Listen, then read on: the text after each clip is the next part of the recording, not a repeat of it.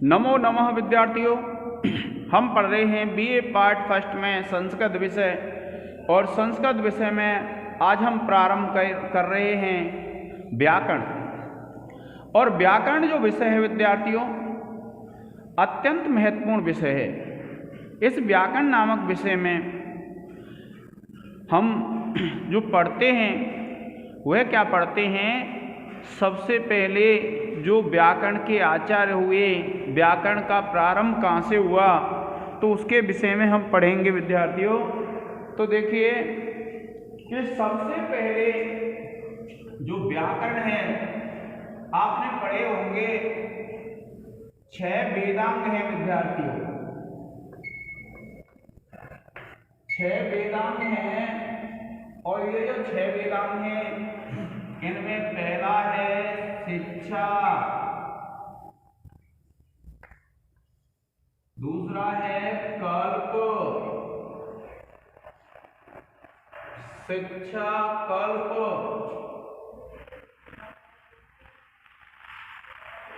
निरुक्त,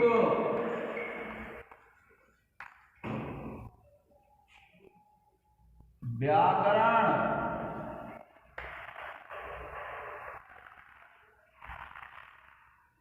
छंद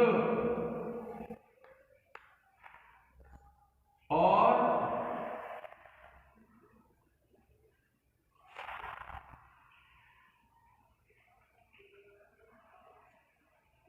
ज्योतिष।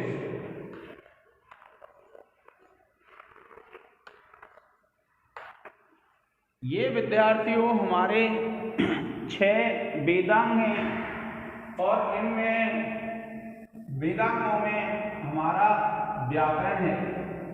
तो सबसे पहले जो व्याकरण के दर्शन होते हैं वे कहाँ पर होते हैं, हमें वेदांगों में होते हैं विद्यार्थियों।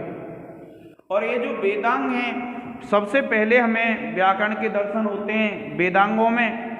अब देखिए वेदांगों में कहा गया है मुखम व्याकरणम स्मृतम, अर्थात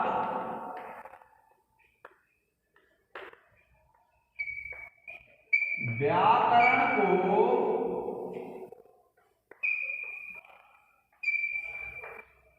वेद का मुख कहा जाता है।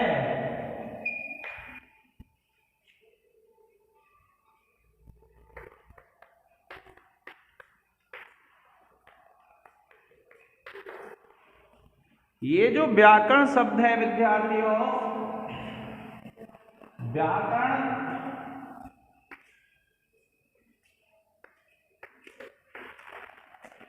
इसमें व्याकरण शब्द में बी और आ उपसर्ग,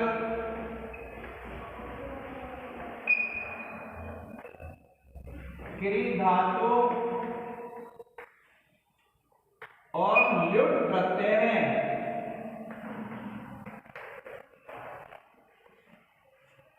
ये जो व्याकरण शब्द बनता है वो किस किस से व्याकरण शब्द बनता है, बी और आ उपसर्ग से, क्री धातु से और ल्युट प्रत्यय से। इसके बाद देखिए इसका अगर आप व्युत्पत्ति अर्थ देखते हैं,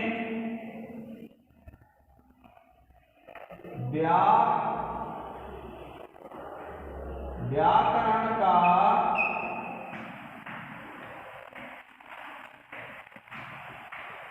व्युत्पत्ति अर्थ,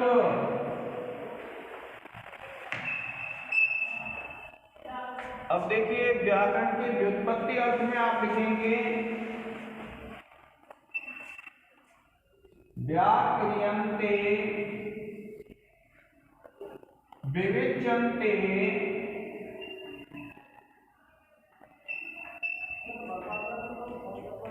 शब्दानीते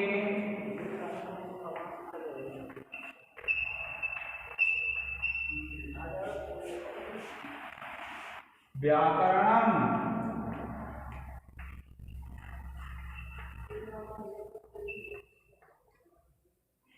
अर्थात जिस ग्रंथ में शब्दों के व्याख्या एवं विवेचन मिलता है उसे हम व्याकरण कहते हैं। अब देखें, जो व्याकरण है उन व्याकरणों में हमारे जब हम संस्कृत साहित्य में पढ़ते हैं तो एक भैया आगे चला जाओ, जब वीडियो चल रही हो तो किसी को टोक के नहीं कि व्याक्रियन्ते विविच्यन्ते शब्दानेनेति व्याकरणम। अब क्या है, इसमें जो हमारे एक व्याकरणाचार्य हैं जिनका नाम है पाणिनि, ये जो पाणिनि है और पाणिनि ने एक ग्रंथ लिखा अपना। इनका जो ग्रंथ है पाणिनि का, उस ग्रंथ का नाम है अष्टाध्यायी। इस अष्टाध्यायी में विद्यार्थियों, इस अष्टाध्यायी का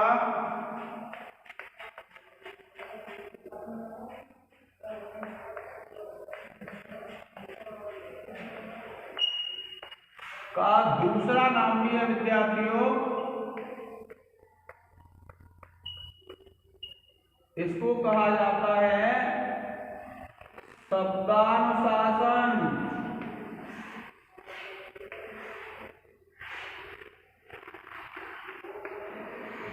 इस अष्टाध्यायी में विद्यार्थियों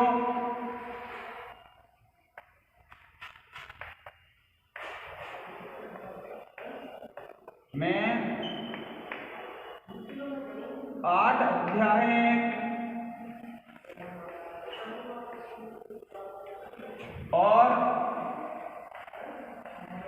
प्रत्येक अध्याय में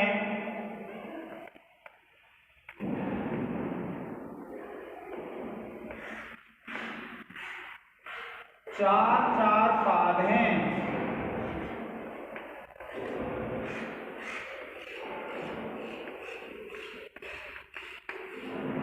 और पादों में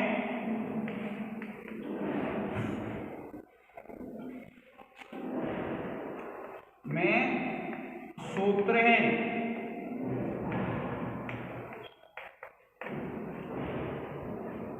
देखिए विद्यार्थियों, जब आप कोई भी सूत्र पढ़ते हैं और कोई भी सूत्र पढ़ेंगे तो उसके सामने 3 संख्या लिखी रहती हैं।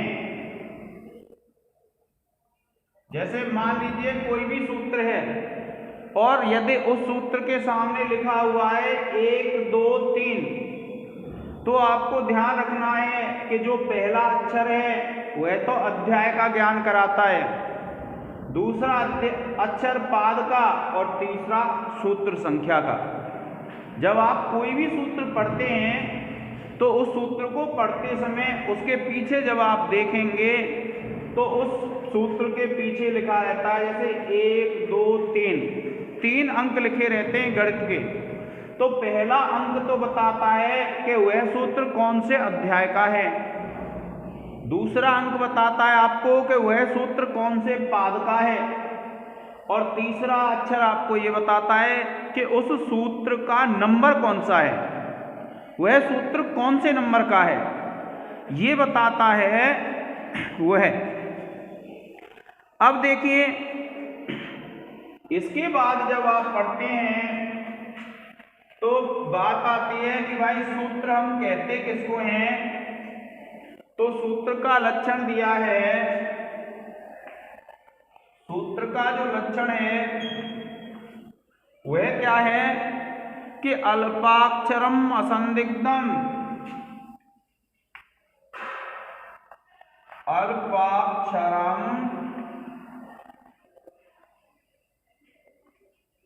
असंदिग्धम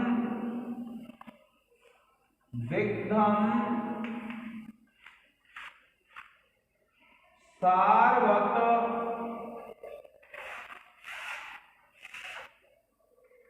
विश्वतोमुखम।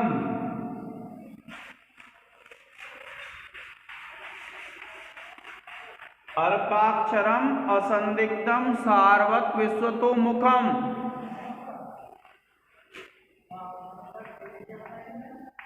अस्तोभ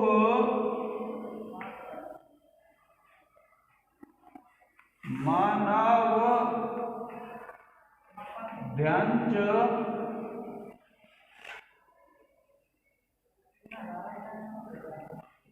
सूत्रम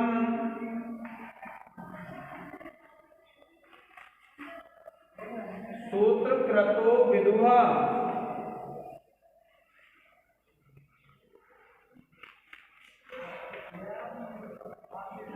देखिए इसका हिंदी अर्थ है कि अल्प अक्षरम, जो अल्प अक्षरों वाला होता है, असंदिग्धम, जिसमें संदेह नहीं होता है, सारवत, जो सार से युक्त होता है, विश्वतोमुखम, जिसकी संपूर्ण रूप से व्याख्या की जा सकती है, अस्तोभ, अस्तोभ कहते हैं प्रपंच से रहित होता है, अनभ्यंच, जिसमें ग्रहणा आदि नहीं होती है, जिसकी निंदा कोई नहीं करता है, ऐसा जो होता है उसको सूत्रम, सूत्र, सूत्रकृतो विदुः, कि जिन लोगों ने सूत्र की रचना की है वे उसको सूत्र कहते हैं। किसको कहते हैं विद्यार्थियों सूत्र?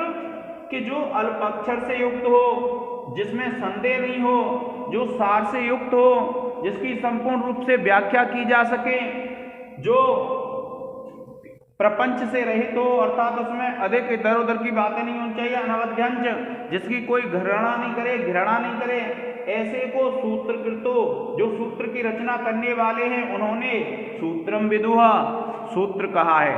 तो ये विद्यार्थियों आप ध्यान रखेंगे, ये सूत्र का लक्षण है। अब उसके बाद क्या होता है कि सूत्र के प्रकार, सूत्र के 6 प्रकार हैं विद्यार्थियों। अगर आपसे कोई पूछ लेता है कि सूत्र कितने प्रकार का होता है, तो आप बताएंगे सूत्र 6 प्रकार के होते हैं।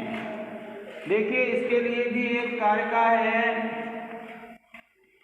संज्ञाच परिभाषाच, संज्ञाच परिभाषाच विधि नियम एव च, विधि नियम एव च अतिदेशो अधिकारश्च,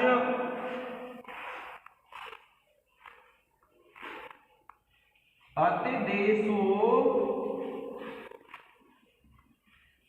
अधिकारश्च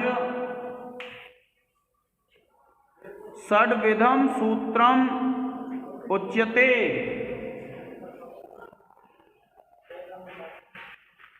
षड्विधम सूत्रम उच्यते।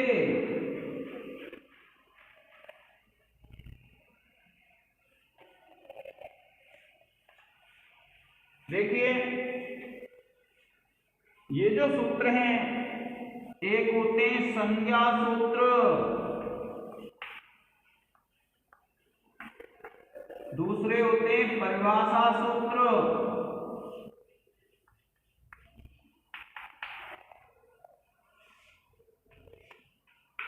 तीसरे होते हैं विधि सूत्र,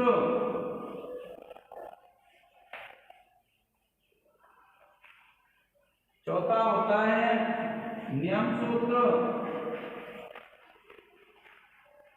पांचवा अतिदेश सूत्र,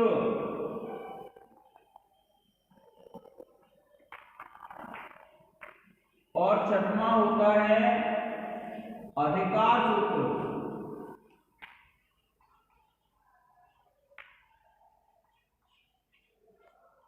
प्रिय विद्यार्थियों आप इसका एक स्क्रीनशॉट ले लें।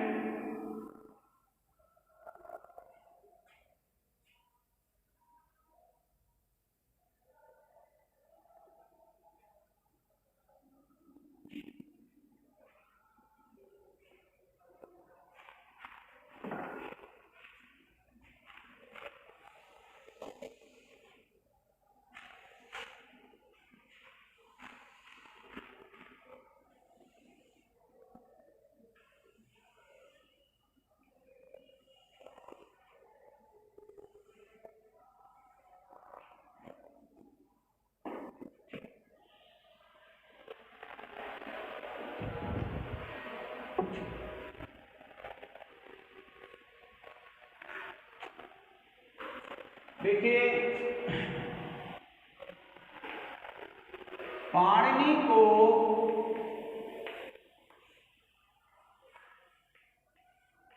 सूत्रकार कहा जाता है।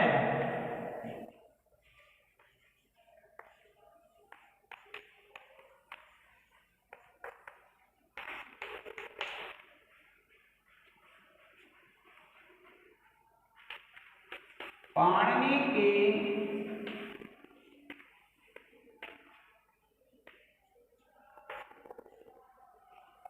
माता का नाम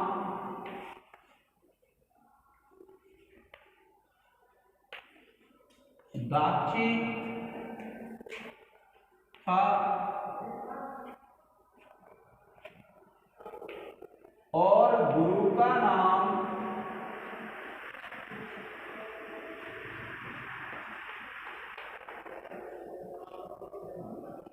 वर्ष या उपवर्ष था।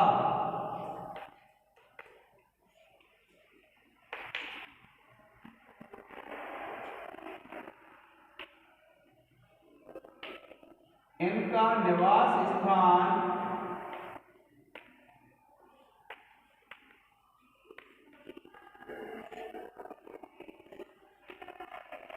लाहौर, सालापुर था।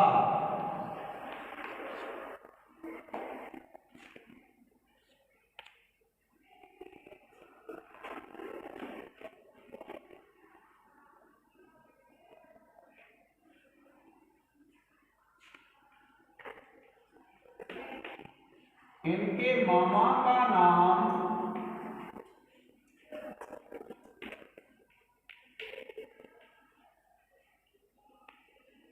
ब्याडी था और इनकी मृत्यु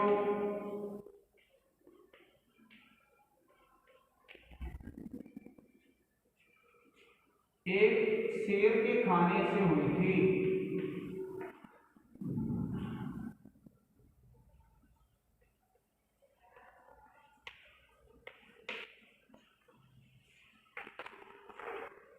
इसके बाद जब आप देखेंगे कि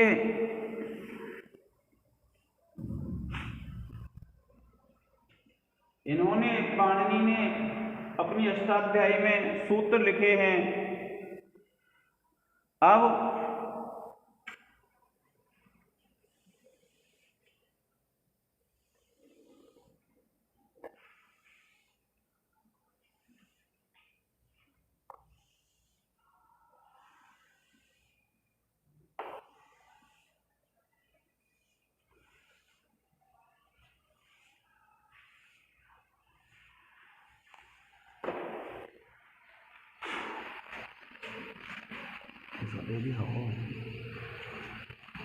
अब देखिए,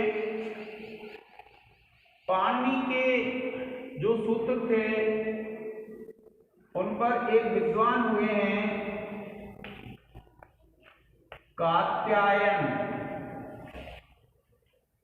जिनका दूसरा नाम है बररुचि। इन्होंने वार्तिक लिखे थे। किस पे लिखे? पाणिनि के सूत्रों पर।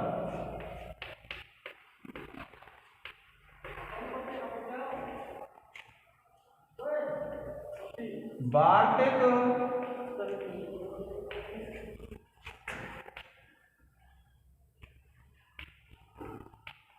जिस सूत्र से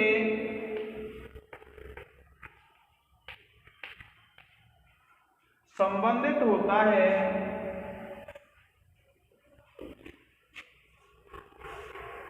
देखिए, वार्तिक जिस सूत्र पर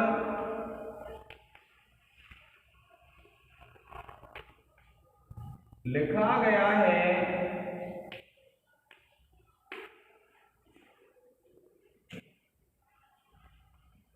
उस सूत्र के तुरंत बाद पढ़ा जाता है।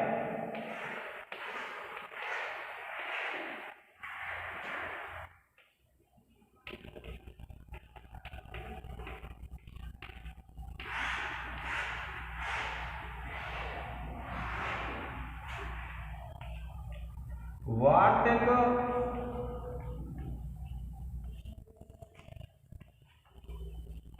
वाक्य के रूप में है,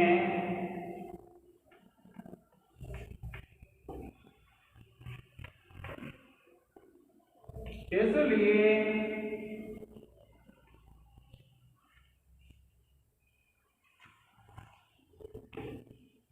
वर रुचि को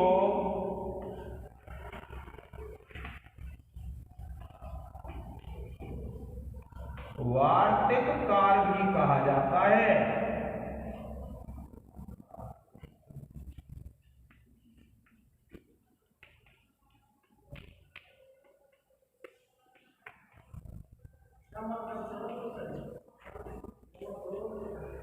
देखिए,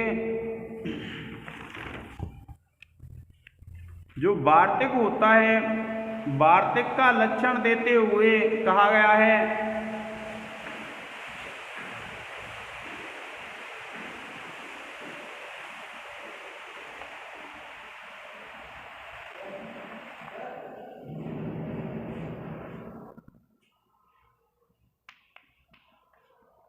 वार्तिक का लक्षण देते हुए कहा गया है उक्तानुक्त दुरुक्ता नाम,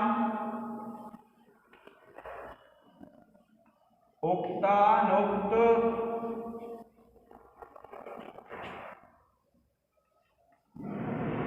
दुरुक्ता नाम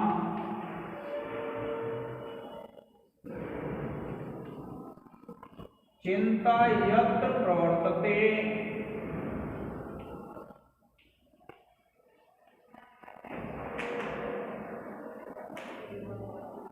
तम ग्रंथम वार्तिकम प्राहुर,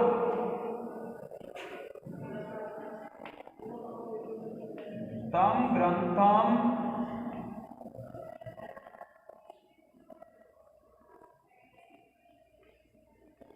वार्तिकम प्राहुर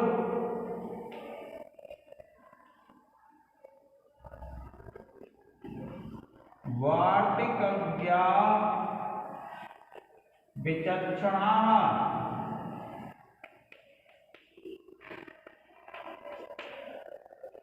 देखिए क्या लक्षण दिया है विद्वानों ने वार्तिक का, उक्तानुक्त दुरुक्तानाम चिंता यत्र प्रवर्तते तम ग्रंथम वार्तिकम प्राहुर वार्तिकज्ञा विचक्षणा।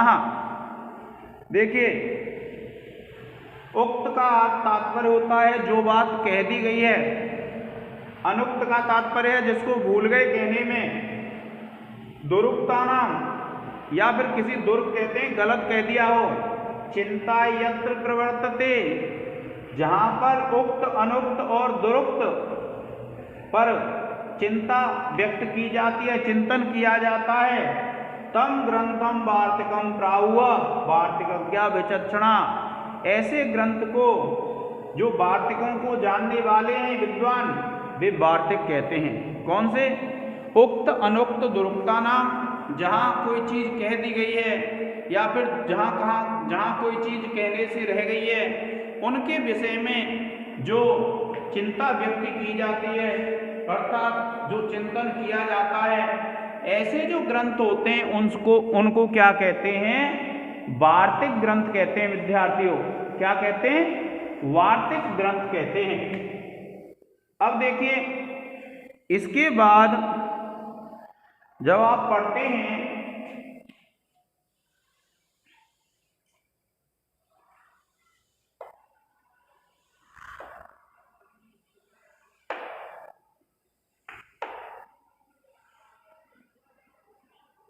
एक विद्वान हैं जिनका नाम है पतंजलि।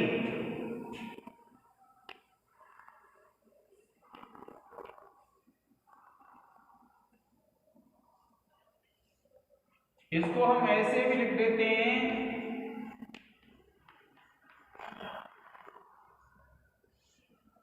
पतंजलि। अब देखिए पतंजलि जो है, पतंजलि ने एक ग्रंथ लिखा है महाभाष्य।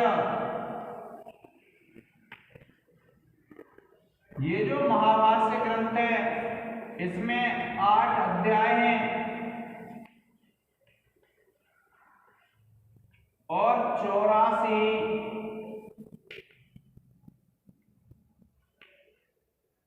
आहनिकें। आहनिक ऐसा विषय होता है जो एक दिन में पढ़ा जाता है, उसको कहते हैं हम आहनिक कहते हैं विद्यार्थियों। अब देखिए महाभाष्य का क्या लक्षण दिया है।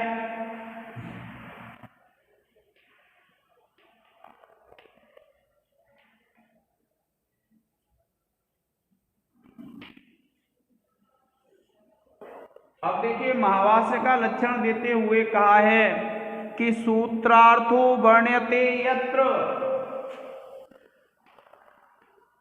सूत्रार्थो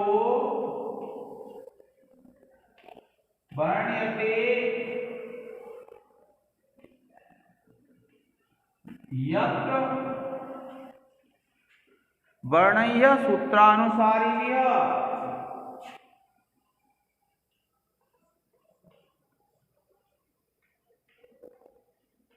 सूत्रानुसारिण्यः।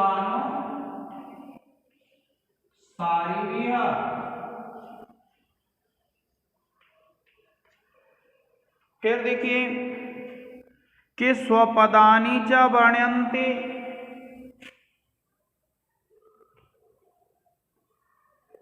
स्वपदानि च वर्ण्यन्ते भाष्यम भाष्यविदो विदुः।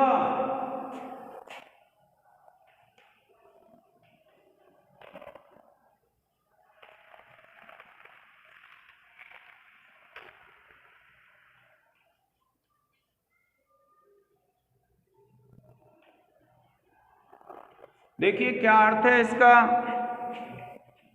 कि सूत्रार्थो वर्ण्यते यत्र वर्ण्य सूत्रानुसारी भी, कि जो व्यक्ति सूत्रों का अनुसरण करते हैं उन सूत्र का अनुसरण करने वाले व्यक्तियों के द्वारा जहां वर्णों के द्वारा सूत्र का अर्थ वर्णन किया जाता है,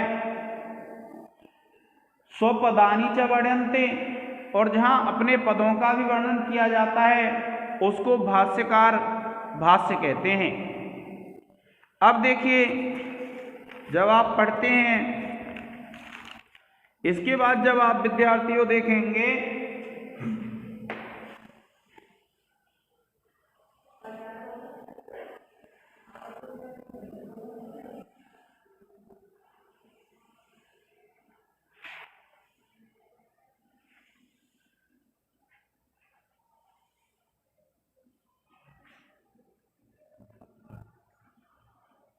इस प्रकार से पाणिनि, कात्यायन और पतंजलि इन तीनों ने मिलाकर के व्याकरण को पूर्ण किया। तो इसलिए देखिए पाणिनि, कात्यायन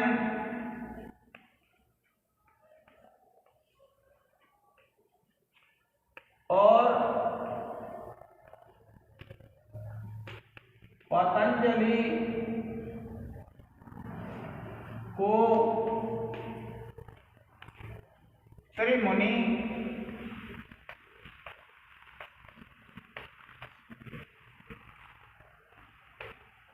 और इनके व्याकरण को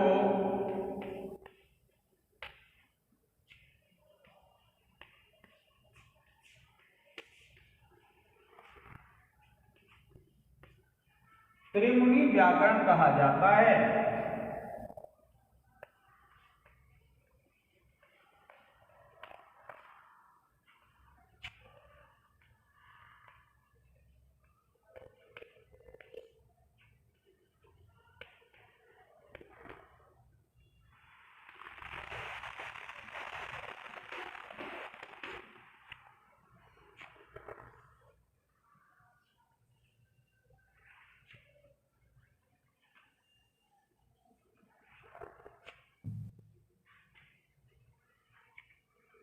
अब देखिए इसके बाद एक विद्वान हुए भट्टोजी दीक्षित।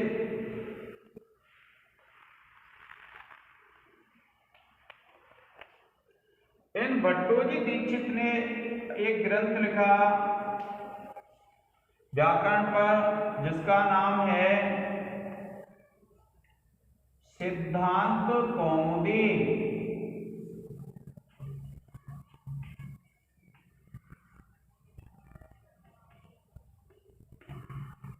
इसके बाद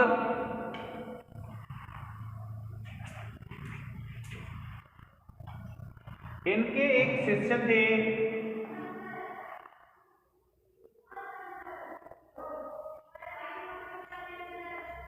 थे जिनका नाम था भरद्वाज। और इस भरद्वाज ने व्याकरण पर 2 ग्रंथ लिखे,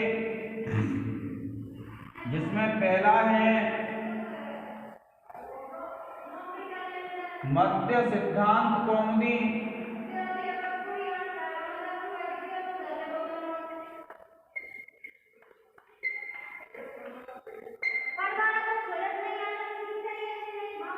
और दूसरा है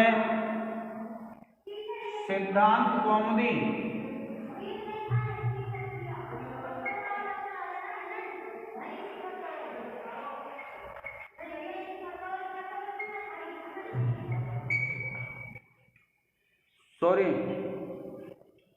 दूसरा है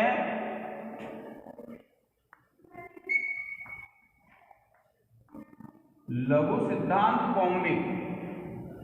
ये जो हमारा जो पाठ्यक्रम है विद्यार्थियों, उसमें लघु सिद्धांत कौमुदी है जो हम पढ़ेंगे। उसमें कौन सा ग्रंथ है विद्यार्थियों? लघु सिद्धांत कौमुदी ग्रंथ है। और ये जो लघु सिद्धांत कौमुदी है, इसको हम पढ़ेंगे विद्यार्थियों। आप इसका एक स्क्रीनशॉट ले लें।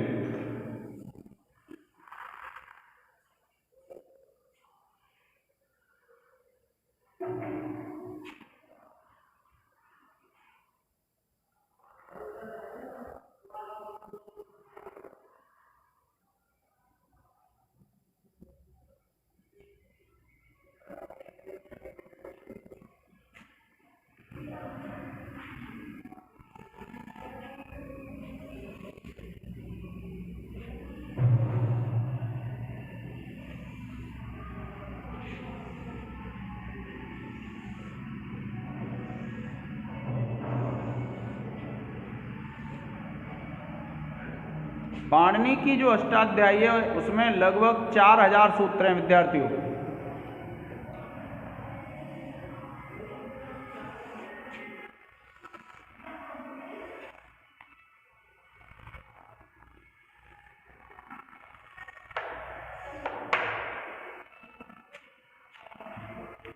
देखिए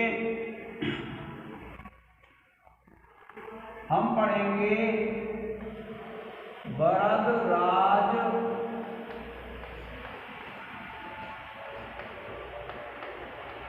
विरचित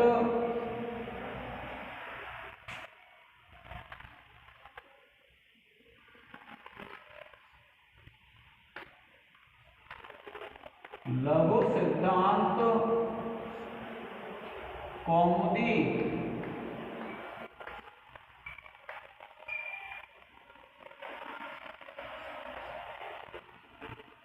अब देखिए विद्यार्थियों, हमारे जो पाठ्यक्रम में है वो कौन सी पुस्तक है? लघु सिद्धांत कौमुदी पुस्तक है। और ये जो लघु सिद्धांत कौमुदी है, इसमें क्या है, अनेक भाग हैं। और जब देखिए किसी विशाल ग्रंथ के एक भाग को लेकर के अगर कोई रचना होती है, तो उस एक भाग पे जो वर्णन होता है उसको कहते हैं हम प्रकरण। देखिए क्या कहा गया है, शास्त्रैक देश प्रक्रिया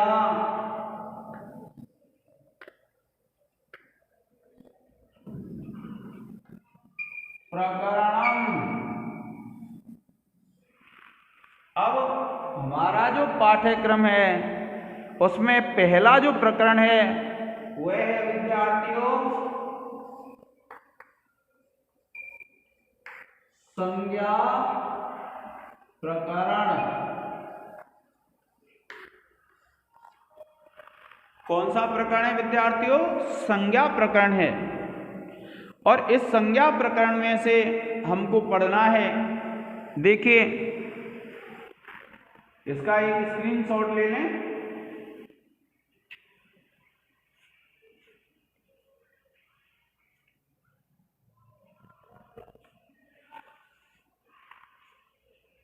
अब देखिए क्या कहते हैं भरद्वाज,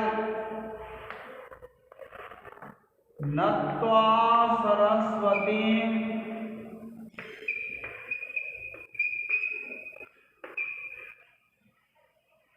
देवीं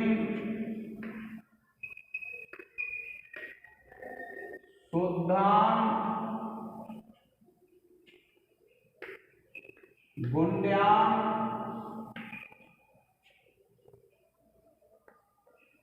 करोम्य अहम्। नत्वा सरस्वतीं देवीं शुद्धां गुण्यां करोम्यहम् पाणिनीय प्रवेशाय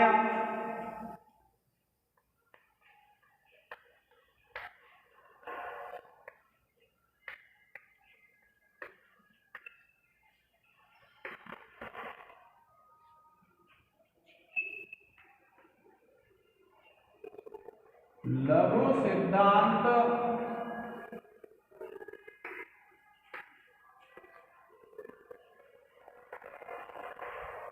कौमुदी।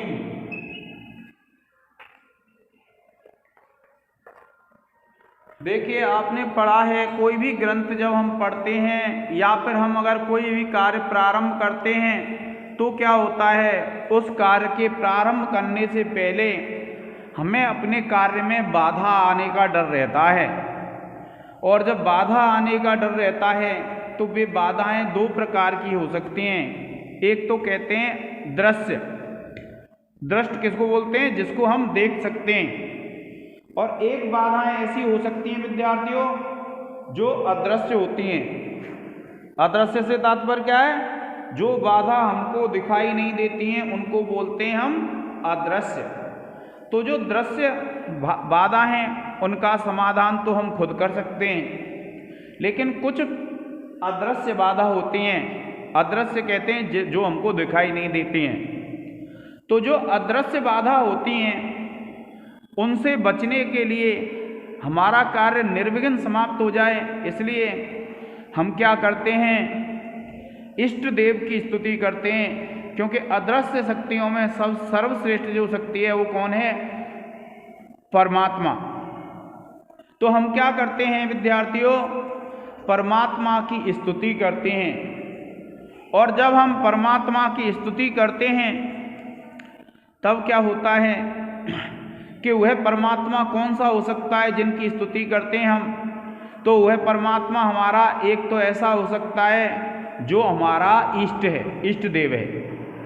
जैसे मान लीजिए किसी का इष्ट देव शिव होते हैं, किसी के हनुमान जी होते हैं, किसी के देवी होती हैं, और एक ऐसा देव हो सकता है जो देवता कार्य के अनुरूप होता है। कार्य के अनुरूप कैसे? कि मान लीजिए आप कोई कार्य कर रहे हैं विद्या का, तो आप किसकी स्तुति करेंगे? सरस्वती देवी की। और यदि आप निर्माण का कार्य कर रहे हैं तो पूजा किसकी करते हैं हम? विश्वकर्मा की। इसी प्रकार से कभी कभी बुद्धि के लिए गणेश जी की पूजा कर ली जाती है। तो इस प्रकार से ये जो वरदराज हैं, वरदराज भी स्तुति करते हैं। क्या कहते हैं? नत्वा सरस्वतीं देवीं शुद्धां गुण्यां करोम्यहम् पाणिनीय प्रवेशाय लघु सिद्धांत कौमुदीम्। क्या कहते हैं? कि पाणिनीय प्रवेशाय, कि पाणिनी का जो ग्रंथ है अष्टाध्यायी, उस ग्रंथ में प्रवेश करने के लिए क्या कहा? पाणिनीय प्रवेशाय, कि जो पाणिनि का ग्रंथ है अष्टाध्यायी, उसमें प्रवेश करने के लिए लघु सिद्धांत कौमुदीम करोम्यहम्, मैं लघु सिद्धांत कौमुदी की रचना कर रहा हूं। कैसे? नत्वा, नमस्कार करके, प्रणाम करके, नत्वा प्रणाम करके, किसको? सरस्वतीम देवीम, सरस्वती देवी को, शुद्धाम गुण्याम करोम्याम, कि जो शुद्ध और गुणों से युक्त है, ऐसी उस सरस्वती देवी को नमस्कार करके मैं पाणिनि के ग्रंथ में प्रवेश करने के लिए लघु सिद्धांत कौमुदी की रचना कर रहा हूं। इस प्रकार से कहते हैं कौन? जो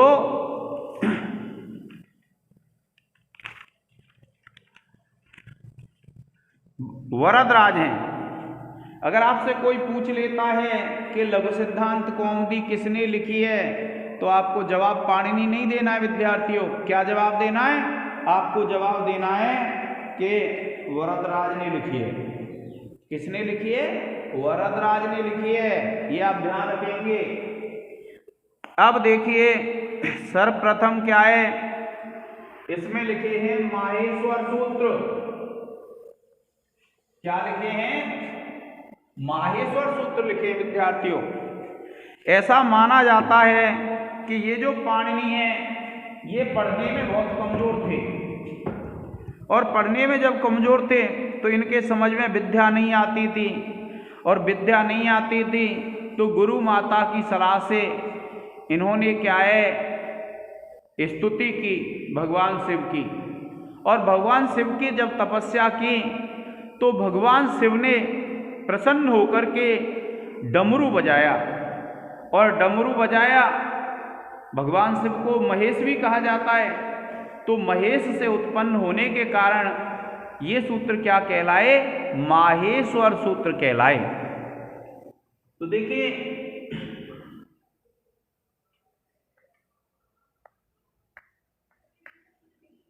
महेश से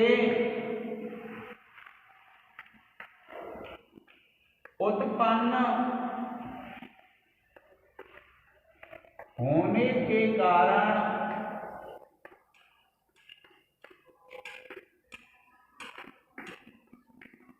माहेश्वर सूत्र कहलाते हैं।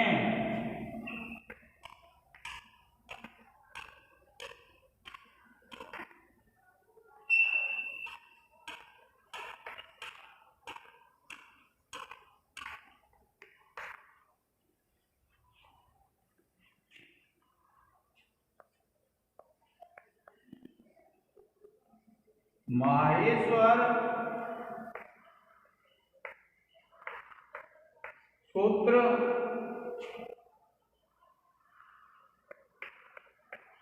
पाणिनीय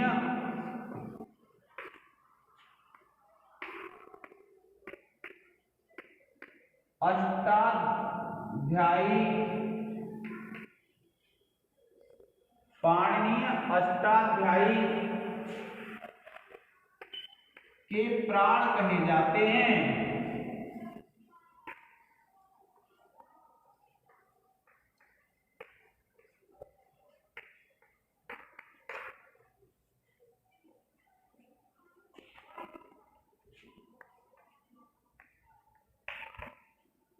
माहेश्वर सूत्र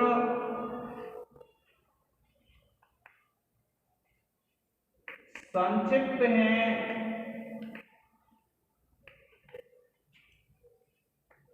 इसलिए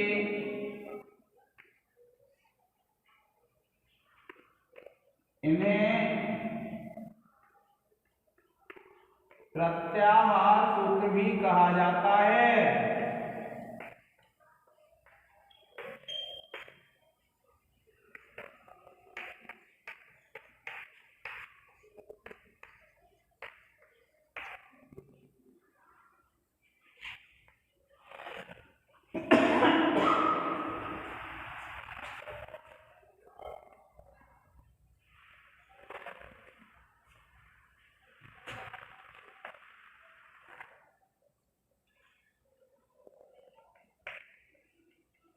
माहेश्वर सूत्रों में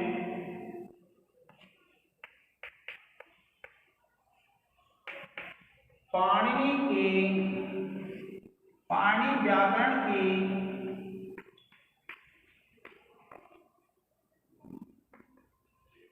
संपूर्ण वर्णमाला आ जाती है।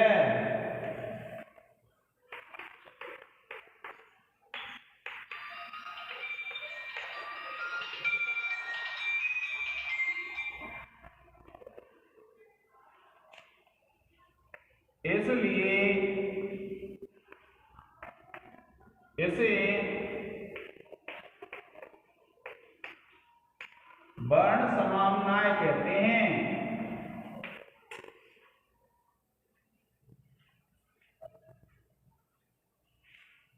हेलो,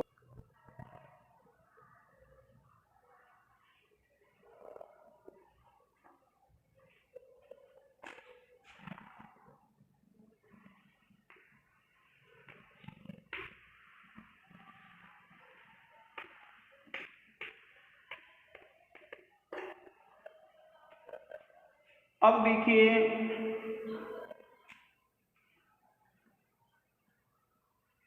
फिर देखिए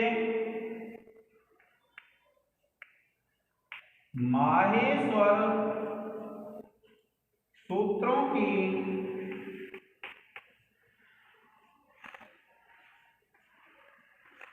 संख्या 14 है।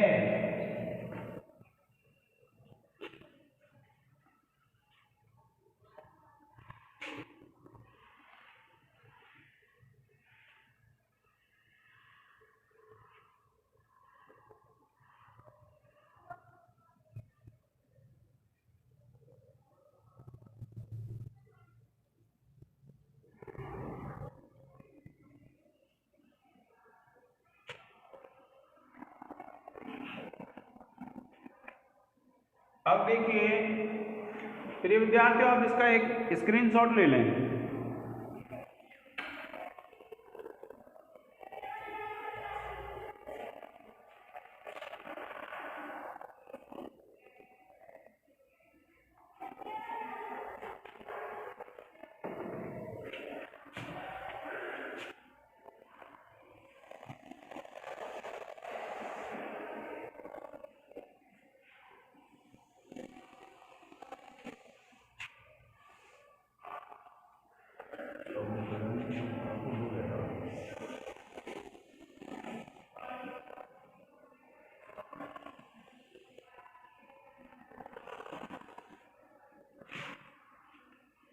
अब देखिए विद्यार्थियों, माहेश्वर सूत्र हैं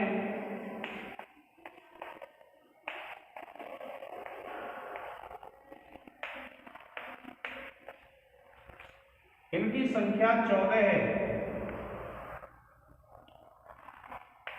अ, ए, ओ, ड़,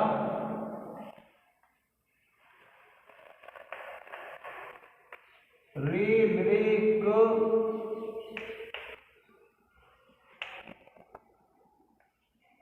ए, ओं, ग,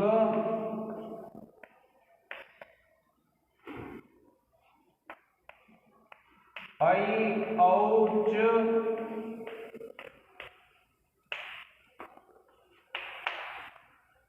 ह, य, व, र, ट,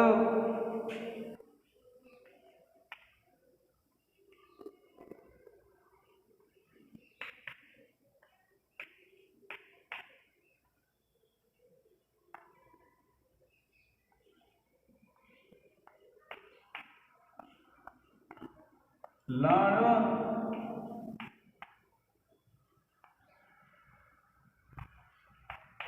य, म, ग, ड़, न, म।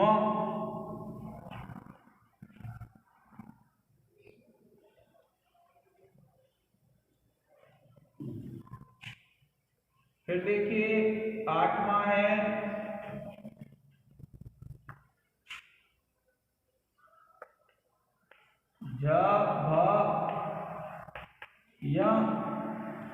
9वां है ध ढ 10, 10वां है ज ब ग ढ 10, 11वां है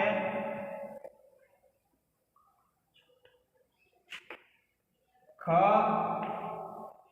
फ छ ठ थ च ट त ब क प य स स र और 14वां है हल।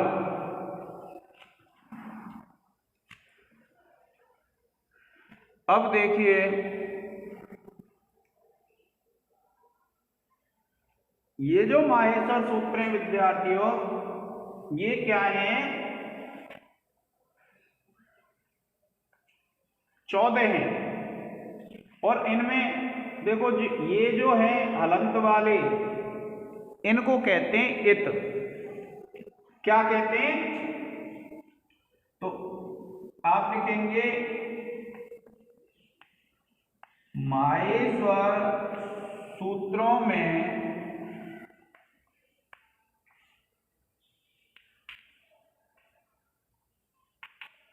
अंत वाले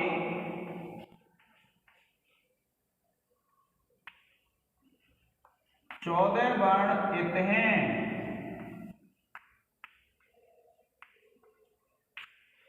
इत क्या है विद्यार्थियों? एक संज्ञा है, एक नाम है, क्योंकि हम कौन सा प्रकरण पढ़ रहे हैं? संज्ञा प्रकरण पढ़ रहे हैं। और इत क्या है? एक नाम है, एक संज्ञा है।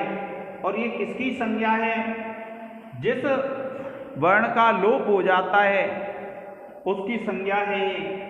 और फिर देखिए इनकी गिनती नहीं होती है वर्णमाला में, जो हलंत वाले हैं। अब ये जो है विद्यार्थियों, इनमें देखिए हा वर्ण ऐसा है जो 2 बार कहा गया है, एक तो यहां पर और एक यहां पर। तो आप लिखेंगे माहेश्वर सूत्रों में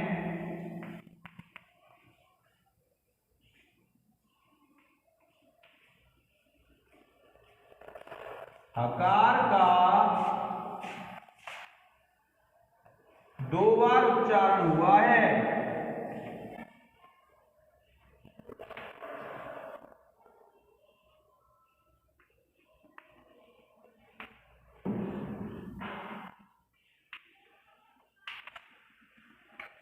अब उसके बाद आप क्या करते हैं कि माहेश्वर सूत्र हो गए। अब ये जो माहेश्वर सूत्र हैं इनकी संख्या 14 है। इनमें जो ह वर्ण है उसका 2 बार उच्चारण हुआ है। अब आप देखेंगे कि क्योंकि ये महेश से उत्पन्न हुए हैं इसलिए इनको क्या कहते हैं? माहेश्वर सूत्र कहते हैं। आगे आप लिखेंगे माहेश्वर सूत्रों का प्रयोजन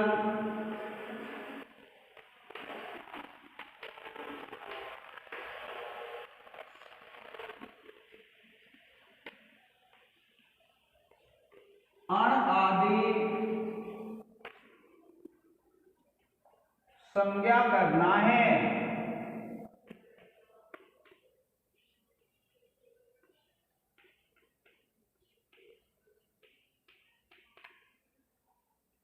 फिर देखिए क्या प्रयोजन है, आपसे पूछ लिया जाए तो अण आदि संज्ञा करना है। और इनके जो अंतिम वर्ण हैं वे संज्ञा वाले हैं, 14 हैं। अब देखिए जब आप इनको देखते हैं तो ये जो व्यंजन शुरू हो जाते हैं यहाँ से विद्यार्थियों ये सब, तो इनमें हा है, इसमें आ लगा हुआ है, या में आ लगा हुआ है, वा में जो आ लगा हुआ है, ये क्या है, उच्चारण के लिए है। क्या कहते हैं कि हकार आदि में जो आ है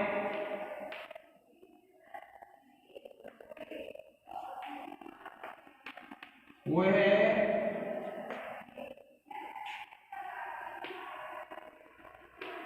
उच्चारण के लिए है और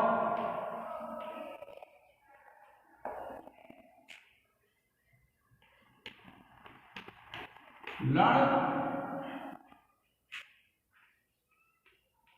माहेश्वर सूत्र में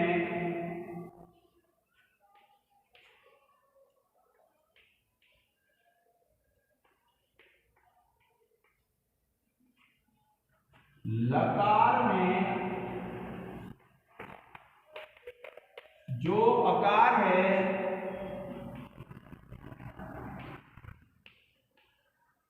वह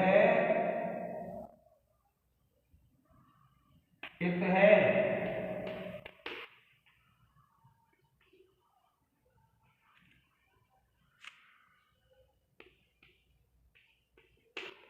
लण में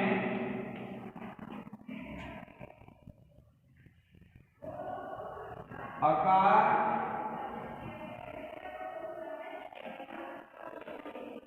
एक होने का प्रयोजन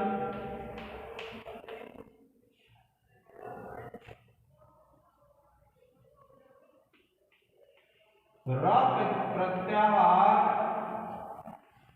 की सिद्धि की रचना है।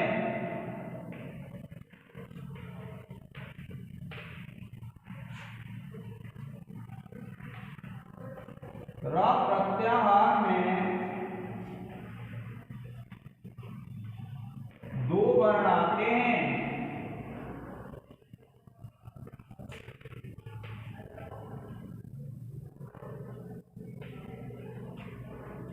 र और ल।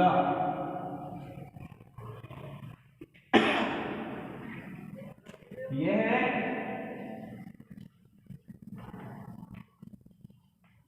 सबसे छोटा प्रत्याहार है।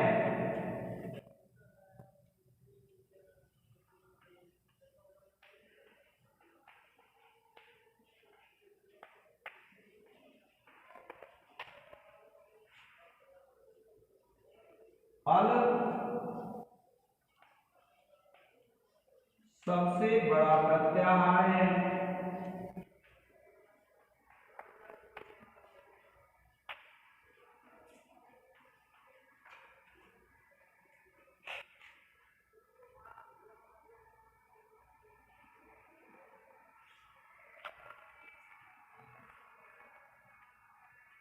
इसका एक स्क्रीनशॉट ले लें विद्यार्थियों।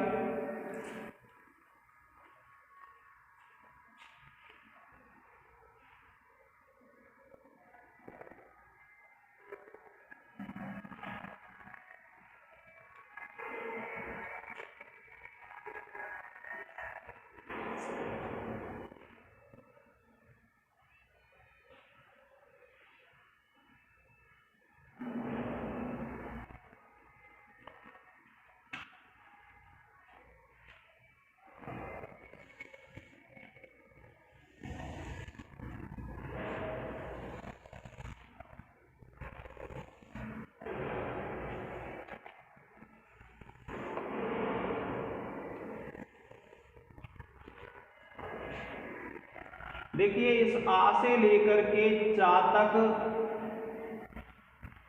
अच प्रत्याहार बनता है। ये आ ले लेते हैं और ये चा ले लेते हैं, तो ये बन जाता है आपका अच प्रत्याहार। प्रत्याहार कैसे बनाते हैं विद्यार्थियों, मैं आपको बता दूंगा। अभी आपको इतना पढ़ना है कि इस आ से लेकर के चा तक इनकी गिनती नहीं होती है। जो प्रत्याहार है इसमें संपूर्ण स्वर आ जाते हैं।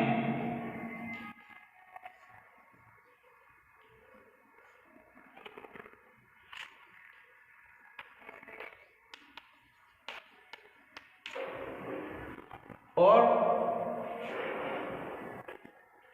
देखिए इस हा से लेकर के और इस ला तक ये संपूर्ण व्यंजन है। तो आपको ध्यान रखना है हल प्रत्याहार में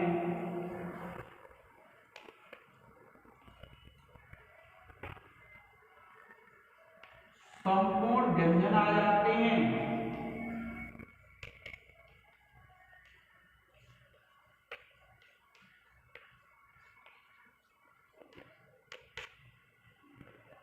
ठीक है विद्यार्थियों, अब हम आगे कल पढ़ेंगे।